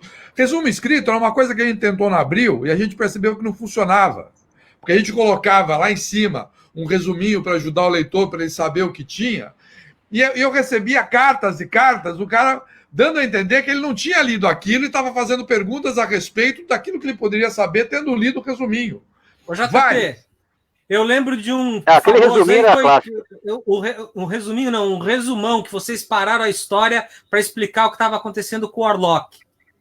Que tem uma hora que para a história e tem uma página inteira contando, é o seguinte, conta a porra, que já estava tão complicado aquilo, que acho que vocês não tiveram outra saída. O Starling tinha fumado todas, né? Então... Eu não lembro nem que número saiu, mas tem uma hora assim, a história já adiantada, muitos números, né? e tem uma hora que dá uma parada assim, e tem uma página para explicar o que estava rolando ali. Depois eu até procuro para te mostrar, que você talvez não lembre, mas tem. Foi a primeira vez que eu vi isso no meio de um gibi, assim. Tipo, o editor para explicar o que estava acontecendo. É que, na verdade, o material do Warlock ele foi pulando, né? Ele foi parando, a gente não deu muita sequência. Eu leio Marvel DC atualmente, eu gosto de alguns materiais, o que me preocupa muito, porque se eu gosto, não é certo. Não é verdade. Pô, eu tenho 60 anos. Pode responder essa pergunta aqui? Você lê, Tony? Você lê? Eu leio o Capitão América e Espada Selvagem de Conan. Acho que são as únicas 2 revistas da Marvel atual que eu ainda compro. Agora, não compro mais em banca, porque nem vou mais em banca, né? Que ninguém mais. Mas é que eu estava comprando em banca. Eu leio muito pouca coisa nova, assim, de verdade, mas, enfim. Eu não tenho tido grande prazer em ler. Eu tenho acompanhado, por exemplo, li esse material do Super-Homem do Bendis, fiquei decepcionadíssimo. Esse novo? Esse novo. Pelo amor de Deus. Eu comprei o número 1 e achei uma droga também, não vou comprar o segundo. E é uma pena, porque é muito bem feito, muito bonito, mas, porra... Agora, outra coisa que eu reli há 2 dias e não consegui terminar de ler tudo, as 6 primeiras edições do Lanterna Verde do Grant Morrison. É indigesto aquilo. E agora, as coisas de que eu gosto são tóxicas para garotos de 11 anos de idade. Então, são incorretas, não deveriam estar sendo publicadas. E você, Morgado, lê? O que eu tenho lido ultimamente assim, é o Thor do Jason Aaron, né? Que ele já está há muito tempo no Thor. Eu traduzi o último material dele. E esse daí é um material bem legal. É um material bem legal. Talvez seja a melhor coisa que a Marvel tem feito ultimamente, as histórias do Thor. Tanto da Poderosa Thor, que eu também gosto muito, acho bem legal. da Jane Foster. Tem um monte de gente que reclama aí, eu não entendo porque reclama, porque é mulher. Não, mas muito legal o material dele. Eu acho um material bem legal, os desenhos são bons também. Eu tenho lido esse daí, o resto dos últimos tempos, assim, eu não tenho. O Homem-Aranha, cara, me dá raiva quando é o Humberto Ramos desenhando, aí eu não leio, porque eu não gosto. Pode ser o Alan Moore escrevendo, com o desenho do Humberto Ramos não me desce. Aí eu... Homem-Aranha, eu tô atrasado 8 anos. Eu lendo só material de 8 anos atrás. Não tá perdendo muita coisa. Não. Só para vocês verem que a ideia não é nova. Não, nem exatamente. Essa edição Isso aí é anos 70, se eu não me engano. Final ou início. Não, eu vou ser 78. Sincero com vocês. Né? Sim, é um what if, né? Nessa história aí já é a Jane Foster que vira Thor, etc. O que aconteceria se ela tivesse achado o cajado, né? Ao invés do Don Blake. Aliás, isso foi pro saco, esse negócio do Don Blake. Uma hora o Stan Lee mesmo inventou uma que era um jeito de castigar o Thor e que Don Blake não tinha existido. Eu achei ótima essa solução que eles deram, cara. Eu achei ótima. Né? Mas, enfim. Agora, é engraçado que eu queria falar do Homem-Aranha, uma coisa que eu lamento muito, é que eu vi esse gibi ao longo, e não é de agora, tá? Não é uma coisa que... É há muito tempo, ainda na fase de abril, tava assim. Eu vi essa revista se transformar da melhor revista da banca na pior revista da banca. As histórias foram ficando muito ruins. É impressionante, porque assim, teve uma fase gloriosa do Homem-Aranha, que todo mundo conhece, mas que ela foi... Quando começou a entrar o Roger Stern, começou a ficar umas histórias muito, assim, muito mais do mesmo, muito repetitivo. Muita autorreferência e repetindo determinados padrões de comportamento do Aranha, vira um cacuete. Foi ficando chato. Mas isso acontece muito com essas histórias de super-heróis, porque como eles têm que fazer uma produção contínua, chega uma hora que o sujeito esgota e ele não tem mais nada para dizer para aquele personagem, ele tem que manter. É uma pena. E aí vira um cacuete. É um problema muito grande com esse eu acho que isso talvez tenha dado nessa mania atual de novos reboots, né? Que eles estão o tempo todo dando reboot nos mesmos personagens e criando eles de novo, né? Uma coisa que eu tenho visto ao longo dos últimos anos é mais na Marvel do que na DC, na verdade, né? Tipo, vamos começar de novo aqui. Essa fase do Demolidor. O Demolidor é um exemplo disso, né? Agora é o Demolidor em outra fase. E aí é como se tivesse esquecido. O que a Marvel faz, assim, ela não admite que ela está redefinindo o personagem. Mas tá, né? Mas tá. Isso ela faz com frequência. A DC Comics, não. Ela diz, vamos parar tudo, avisa, anuncia para todo mundo e vamos começar... Agora o Super-Homem vai usar jeans de camiseta e pronto. Pois exatamente. Calçadinho de camiseta do Morrison. E depois redefine.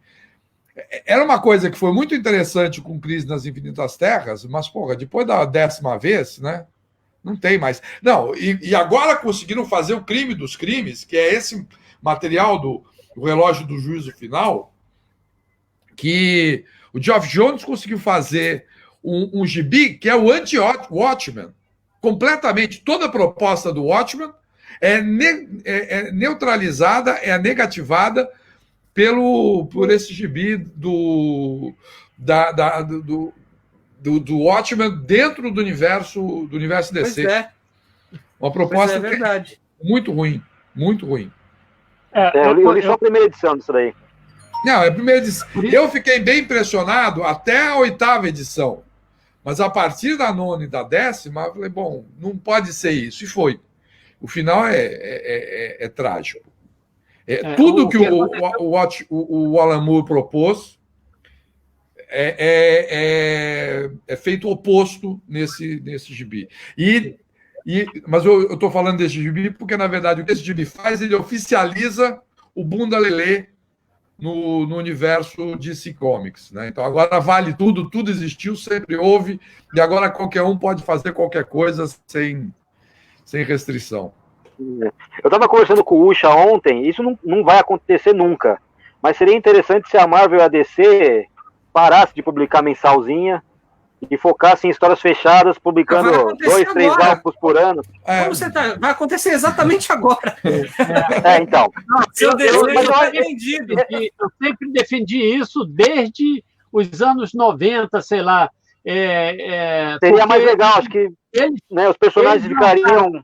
Outro dia o Érico Assis fez um artigo muito bom sobre isso, né? Que ele comentou um pouco, contou das distribuidoras, da dívida histórica das distribuidoras. Sim. Aquele artigo é muito bom e ele descreve o que está acontecendo. Tipo, estavam mantendo esse gibi de linha para as lojas de comics, estão indo todas à falência, então eles vão passar a vender um outro produto. Então agora acho que eles vão começar a tratar mais nichado, mas mais assim, livros mesmo, com quadrinhos, histórias maiores, álbuns, enfim. Esse acontece na Europa. O Asterix e essas coisas. Eu não sei se os Estados Unidos sobrevivem, se os quadrinhos dos Estados Unidos sobrevivem como na Europa. Não acho que vai acontecer isso. Eu acho que eles já estavam sobrevivendo como laboratório para filmes e séries. Sim. Properties baratas. A razão desse conglomerado do mesmo personagem todo mês. Do mesmo personagem. Haja criatividade. Eu acho que o quadrinho americano hoje ele é muito mais voltado para assim, vamos fazer e ver se cola. Isso pode dar uma série, ou pode dar um filme, ou pode dar um game. E é um jeito barato de você criar e testar personagem, do que propriamente pelo que vende. Porque o que é para o Warner? Assim, imagina, todo o mercado de quadrinhos americanos dá $1,5 bilhão por ano, né? Isso é um filme. Isso é a grana que dá em um filme. Então não é por causa disso que eles estão mantendo, é porque realmente é um jeito barato de você criar e testar personagens. E quem sabe agora, nos próximos anos, tudo isso cai em domínio público e mais gente dá a sua versão das personagens. É engraçado que saiu uma notícia um ano e meio atrás dizendo que a Disney ia fechar a Marvel e apenas licenciar os personagens. Ficou todo mundo assim, nossa senhora, vai fechar a Marvel. Nunca se viu isso. A Disney faz isso desde os anos 40. Com os personagens dela, né? Assim, não é uma novidade para a Disney. O Pato Donald era feito aqui, pô. Zé Carioca. Nunca teve feito na Itália, na Holanda, num monte de lugar. Isso para a Disney é mais do mesmo. É a mesma coisa que eles já fazem. Só iam fazer com o Capitão América agora, né? Não ia ser diferente, né? Aqui só que a gente está chegando ao final, nós já passamos bastante. Ele está falando que live é coisa de jovem, né? Aguardo ficar disponível no YouTube. Vai estar disponível no YouTube. Eu vou colocar o link aqui nos comentários. Para minha eterna vergonha, vai estar no YouTube. Vai estar disponível no YouTube. Eu vou publicar daqui a pouco isso no YouTube. Todo esse... Vamos ver se tem mais algum comentário. A gente já está falando há quase 2 horas, é isso? 1h40. Eu já tô nem se percebe. Já é meia-noite em Portugal, já. O mais... Slice Bom, gente. Stallone.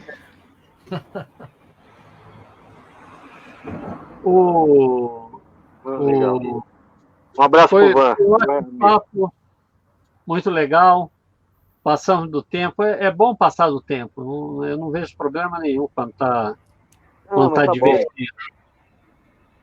São 80 anos do Brasil, né? O que não falta é história. Então, eu falei pro Ucha ontem, pelas minhas contas, são 45 editoras que publicaram a Marvel no Brasil. Uau! Desde aquela que publicou um gibi, como chama aquela editora, Tony? Maseca? Esses publicaram, isso já é recente, né? Isso Maseca, já é conhecido, né?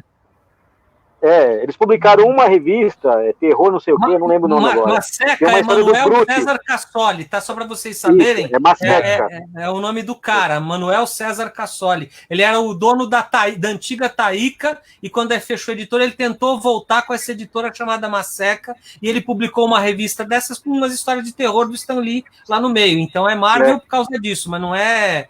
Aliás, assim, essas histórias a gente não tende a não considerar. E a história do Groot.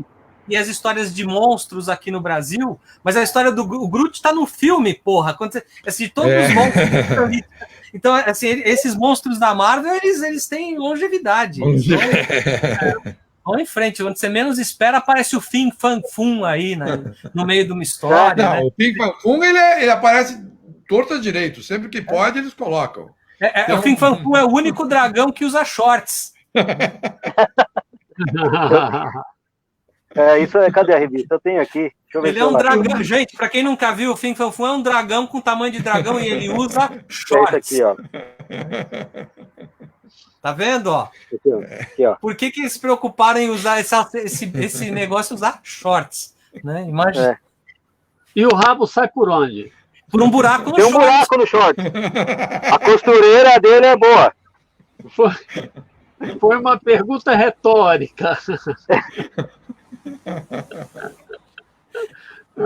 Pessoal, muito bom. Mas isso aí. Deixa eu só falar uma coisa. Eu vou relançar o livro esse ano, vai sair pela Monomito. Não, ainda está em fase de produção. Eu posso mostrar o livro velho, né? O velho. Legal. E uma editora aqui de São Paulo, uma editora nova.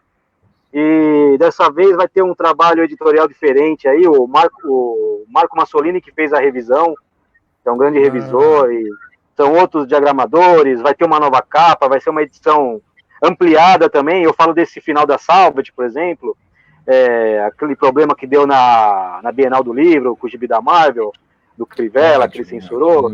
Então tem essas atualizações, fim da Salvat. Tem alguns textos que eu introduzi nos artigos antigos, né? Tem aquela briga famosa da Globo com a Abril, eu expandi um pouquinho mais com alguns depoimentos. O JP me ajudou com umas novas informações também. E eu queria agradecer aqui eu queria agradecer muito o JP pela ajuda que me deu e o Tony Rodrigues, que foi fundamental para a pesquisa. O Tony é o homem enciclopédia, ele conhece tudo, ele sabe o nome de todos os editores, editora, sabe quem publicou, sabe tudo. Então ele me ajudou muito. E o Ucha, que a gente acabou ficando amigo há pouco tempo, dividimos mesa no Guia dos Quadrinhos e é um prazer sempre conversar com vocês, vocês são referência. E eu agradeço pelo convite de participar da live. Muito legal. Né? É sempre bom falar da Marvel, uma editora que eu gosto muito e é um prazer. O Rui Vitor está perguntando sobre a Via Letra. Vamos deixar para outra live. A Via Letra é um sonho que eu sempre tive, e depois que eu saí do Art Comics, eu tive um estúdio por alguns anos e tive a oportunidade, então, de montar com a Mônica Seco uma editora generalista. A Mônica, ela vinha de uma linha editorial de psicanálise e psicologia. Eu sou psiquiatra e psicanalista também, então a gente tinha muito contato com autores franceses, ingleses nessa área, e eu tinha quadrinhos, então a gente começou a misturar as duas coisas, né? E a Via Letra também chegou, na época enquanto eu estava lá, ela chegou a ter 150 livros no catálogo dela, hoje em dia deve ter muito mais, mas de todas as áreas, né? História, literatura, sociologia e muito quadrinho. E foi uma época que eu tive muito contato com várias editoras americanas, algumas europeias, e trouxe material para cá que não vinha por nenhum outro lugar, numa época em que só havia quadrinhos em banca. As experiências de quadrinhos em livraria tinham ficado em meados dos anos 80, com algumas editoras, LPM e mais algumas outras editoras, que não publicaram mais, e foi uma época que nós pensamos, eu e a Mônica, de oferecer um quadrinho para um público que já não era mais o público de super-heróis, um público mais maduro, e ocupar um nicho em livrarias. Então, o que a gente pretendia fazer naquela época era ocupar um espaço e oferecer uma coisa excepcional para esses leitores em menor número, mais maduros. No final, acabou virando, hoje em dia, você tem mais gibi em livraria do que em bancas. E, para mim, essa matemática não fecha.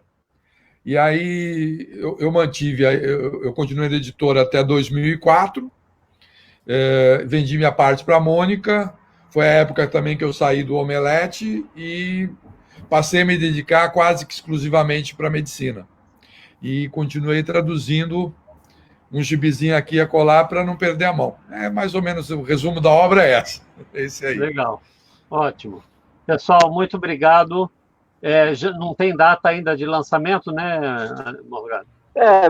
Por causa dessa pandemia aí, alguns sonhos foram adiados. Mas eu acho que lá para outubro, novembro, talvez saia aí. Vamos ver, né? E aí a gente... Como diz um amigo, lá para outubro, novembro o ano acaba e começa outro, né? Assim, a gente pode começar do zero de novo. Eu queria lançar esse ano por causa da data, né? Para aproveitar 80 anos, enfim. Seria legal, porque 80 anos... Eu acho uma boa ideia. Mas se não der esse ano, comecei no ano que vem. O problema é que eu fiz até janeiro, né? Aí assim, terminei janeiro desse ano, eu falei, agora vai, né? Aí começou isso daí. Agora, aí, por falar em data, o Coringa está fazendo 80 anos, eu estou participando junto com outros caras do livro que a Script está fazendo, o Carlos Vasques está fazendo sobre o Coringa. Legal. Tem um capítulo meu, também esse ano aqui, 80 anos do personagem. Deixa eu só, já que estamos nesse negócio de 80 anos aí, só queria fazer um registro que eu faço sempre, que é assim, o Superman fez 80 anos há 2 anos atrás, né? E o Brasil publicou o Superman no mesmo ano, né? A Gazetinha publicou o Superman em novembro do mesmo ano em que 1938.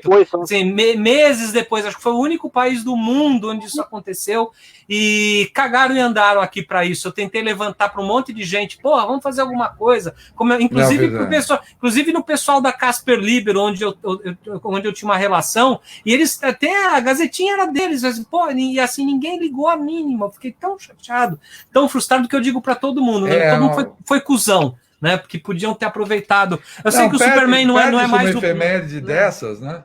Não, perde-se uma efeméride dessa de uma maneira boba. O Rui Castro, ele fala muito disso, mas ele fala a respeito de música e de alguns compositores brasileiros que fazem 100 anos, fazem 80 anos, 90, e isso passa em brancas nuvens. É uma pena isso. Não, essas coisas aí, se não são os fãs, não acontece. Igual, por exemplo, quando teve o centenário do Jack Kirby, o Edson Diogo fez o livro, lançou no guia, mas assim, foi por ele correu atrás, né? Ele fez o livro, chamou um monte de artista para ajudar, e é isso daí. Então fica meio que na mão dos fãs, assim, porque as editoras, a Panini mesmo, eu nem sei se eles sabem que a Marvel completa 80 anos no Brasil, então poderia fazer alguma coisa agora, né? Se alguém estiver vendo, acaba de ficar sabendo. Então assim, é uma coisa nossa, não é uma obrigação, mas se você está no meio de tudo isso daí, é legal você ter esses, né, contextos históricos, né? Quem trouxe, quem começou? Você tem que dar referência e você tem que dar importância, o peso das coisas. Isso é algo que eu acho muito importante em quadrinhos. Eu vou repetir. Sim. O Rui Castro bate nessa tecla o tempo todo e com toda a razão. Um país, uma sociedade não se faz se ele não tiver, se não olhar para trás e ver o que construiu. História. Então é muito importante. História é muito importante. História se faz por efemérides. É assim que a gente revive a história.